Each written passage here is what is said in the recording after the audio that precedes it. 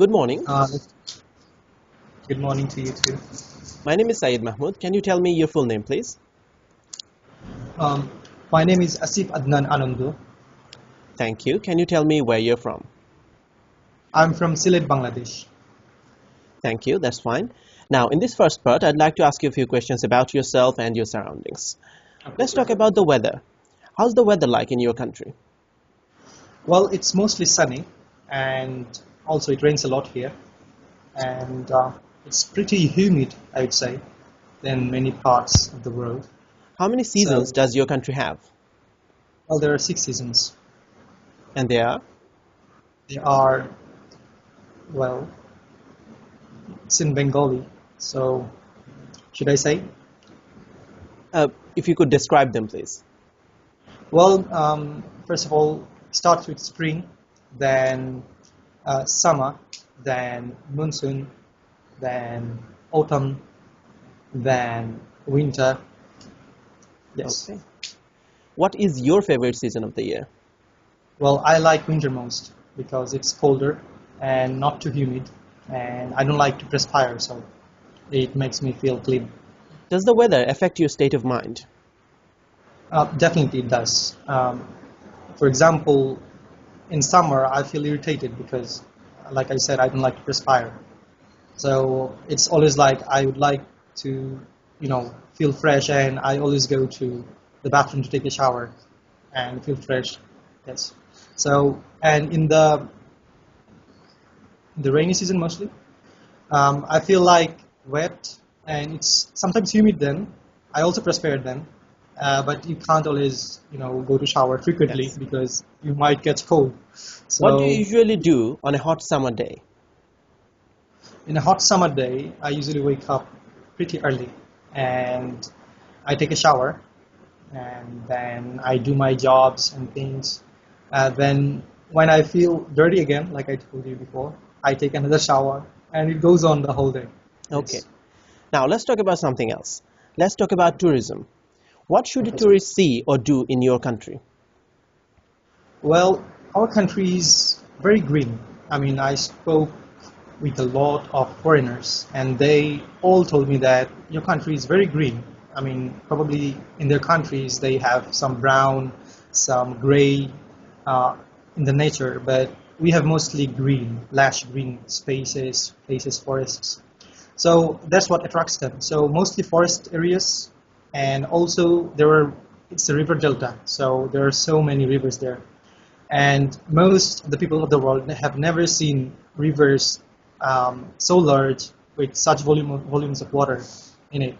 So they find it very fascinating, and even some of the rivers that we call khal, which is like little drains, they even find them like rivers because their rivers are almost that size. So Sounds it's like a quite beautiful different from country to us. visit. Sir. Is there any traditional food that you'd recommend to the visitors? Well, for my area, I'd say there's a very popular curry dish, which is made with lemon type of vegetable. It's called shatpora. Probably you know about it too. So the popular dish is with beef and shatpora. It's slightly bitter, slightly soury, and also there is the curry flavor. So it makes it really tasty to eat with. Sounds very delicious. Thank you. Tell me about the kind of visitors who come to your country. Well, mostly expats. One thing is that there is a problem of branding in our country, so people really don't know what they can expect here. So all they know is that it's mostly flooded all the time in the year, and people are dirty. It's a poor country and things like that. But there are so many things here that many people have never seen before. So so people come here for work or any other purpose, for business or anything else, and they fall in love with the people, the generosity, the gentleness in them, and their the nature basically. Yes, If you could give a short message to the people of the world about your country, what would you say? I would say that you have seen a lot of places in the world, but I can assure you, have never seen a country like this anywhere. It's very green. The people are very different, very polite. You may have visited India before because it's very popular among travelers. You may have visited Pakistan or any such Asian countries, but you will never find people like this country and Thank not you. the nature of this country. Now, let's move on and talk about being on time for appointments. Is Yes, being sir. late acceptable in your culture? Yes, it's very acceptable. People are very laid back here.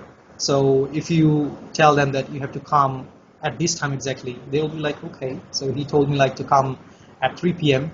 So yeah, probably he's going to be there at 3:30, and he will be more late and he'll come at 4. So I believe it's a problem for us because it doesn't make you efficient in any way. Are you And ever late also, for appointments? well, I've been before, but when I got to understand that it's not right, I stopped doing that. Yes. What type of excuses do you think are alright for being late? Well, it can be transportation problems, it can be the weather, or it can be something that came up that you never expected before. So in that point, you could, let the person know who you were going to meet or had an appointment with that you couldn't make it because this and that before time. Yes. How do you feel when someone else is late for an appointment with you? I feel like the person is disrespecting me or didn't take me seriously, and I feel like he doesn't value my time. Also, he doesn't value his time either, so he's not somebody to be respected. So he should be ignored. Now, In the I'm going to future. give you a topic. I'd like you to talk about it for 1 to 2 minutes. Before you talk, Yes, you sir. will have 1 minute to think about what you're going to say. At this point, Yes, the sir. examiner would usually give you a cue card, but I have to send it to you, so just give me a second, please. Just need to Yes, sir. gather that.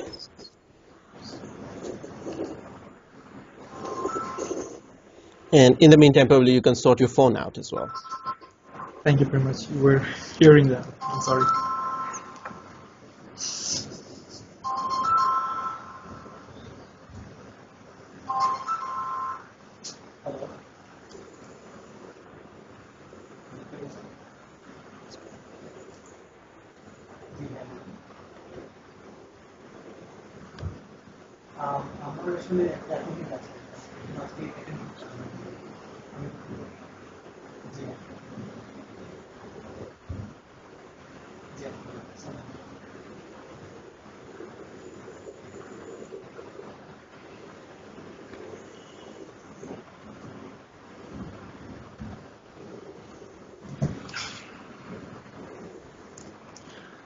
Sorry, sir, for keeping you That's waiting. right. I have sent you the topic in the message. If you could check that, please.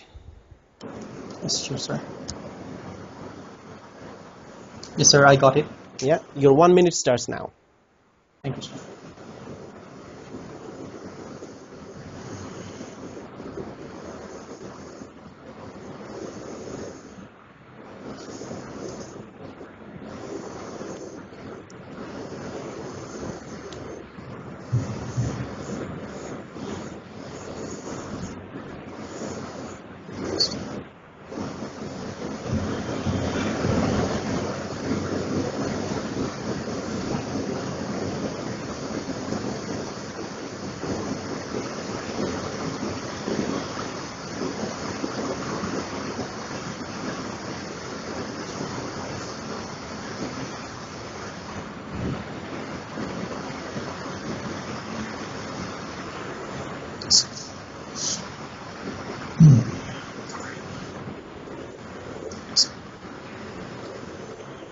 All right. Remember, you have 1 to 2 minutes for this, so don't worry if I stop you. I'll tell you when the Okay, time sir. is up. Can you start speaking now, please? Thank you, sir. Well, it was in 2014. I went to a wedding um, of a very quite famous person of our city, and it was the marriage of his son. We went there by the invitation of the bride's uh, parents. They were somehow known to us. So I went there with my aunt and uncle and my cousin, and the wedding took place in the Sunrise Community Center, which is very close to my house. So it was really Glamorous wedding. I have never seen a wedding like this before in my life. So we went there and it was all colorful and all shiny, lightning and things, and everything was like three-star standard within the community center. So we went there, we went in and we were given a seat and we sat there. And then we were waiting for the groom to come in. The bride was already there.